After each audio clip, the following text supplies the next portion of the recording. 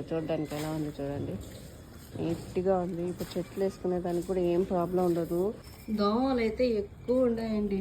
ఇంకా ఆల్రెడీ మేము ప్లానింగ్లో ఉన్నాము క్లీన్ చేయించి అట్టైనా వేయించుకోవాలని.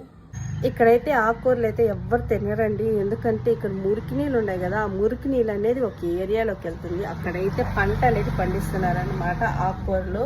మేమైతే డైరెక్ట్గా చూశాను, నేనైతే టెంపుల్కి వెళ్ళాను కదా అంతకుముందు, అక్కడే అనమాట. నేనైతే చూసి షాక్ అండి, అస్సలు ఆ వాసనకే నాకైతే కడుపులో కలబెట్టేసింది. అలాంటిది ఆకుకూరలు పండిస్తున్నారు, అందుకని ఇక్కడ ఎవరు ఆకుకూరలు తినట్లేదు, ఇక్కడ ఉండే మా ఏరియాలో ఎవరు.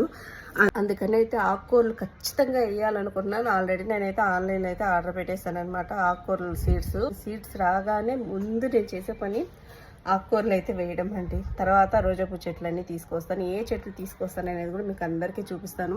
ఇప్పుడైతే నాకైతే చాలా హ్యాపీగా ఉంది. సొంతంగా